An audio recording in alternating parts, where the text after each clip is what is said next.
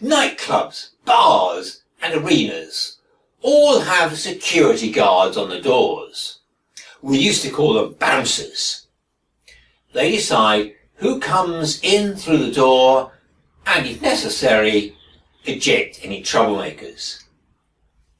In John's Gospel, the risen Jesus appears to be appointing bouncers, doorkeepers, when he appears to his disciples in the upper room.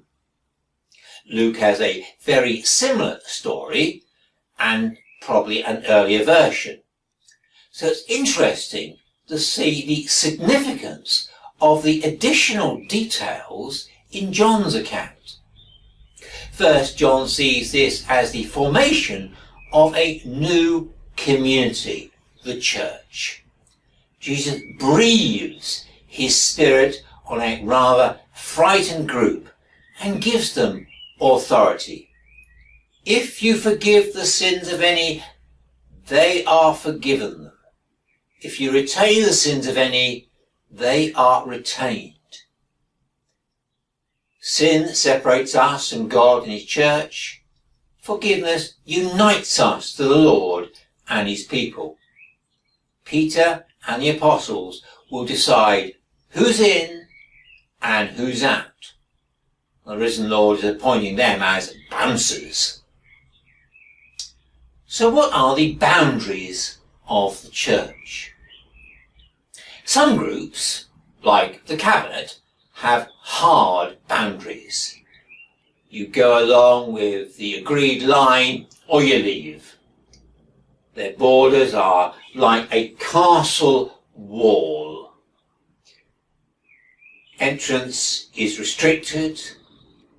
There is no halfway. You're either in or out. At first sight, this seems to be the position of the early church. In the book of Acts, the writer Luke depicts the church in Jerusalem as a close-knit group with strong boundaries. He tells us that they were all of one heart and soul.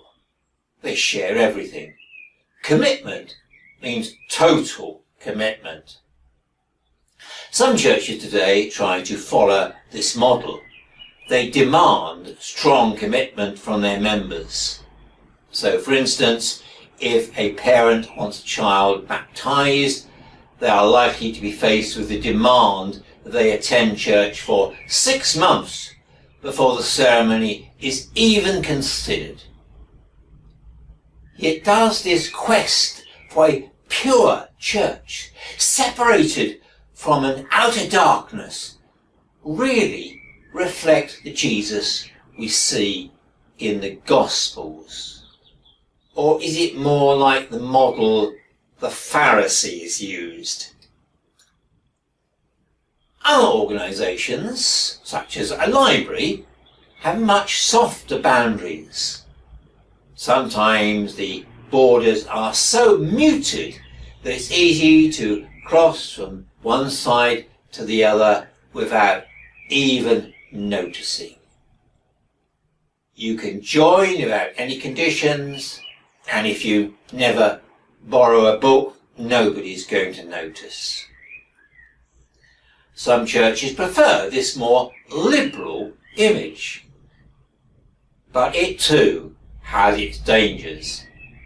The boundaries are so unclear, they're often forgotten.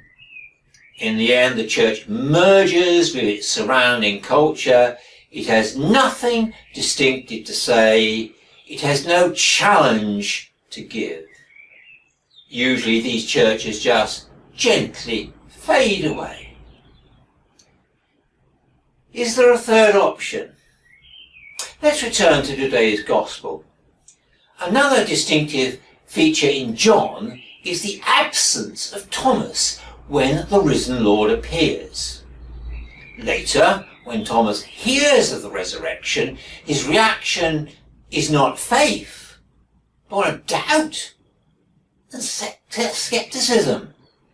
Unless I see the mark of the nails in his hands and put my fingers in the mark of the nails and my hands in his side, I will not believe. However, how do the other apostles deal with this doubter in their midst? Is he expelled?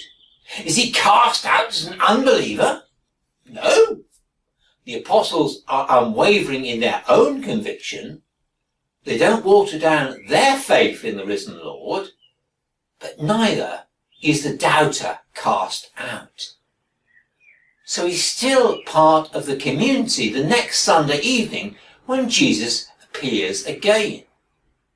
Now Thomas, the waverer, experiences the Lord for himself and comes out with the most profound statement in the whole of the New Testament.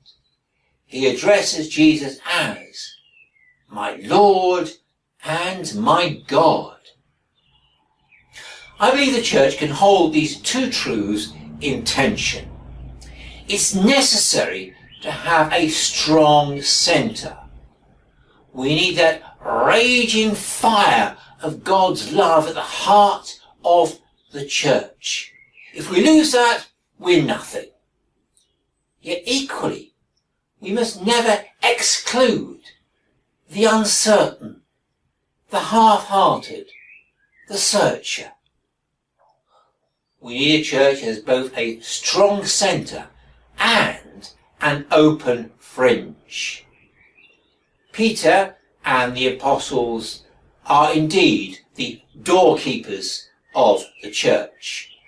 However, if they could welcome in Thomas the doubter, then so can we.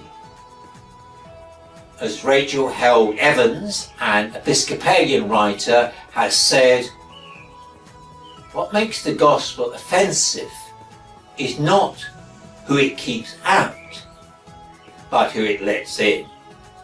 Amen.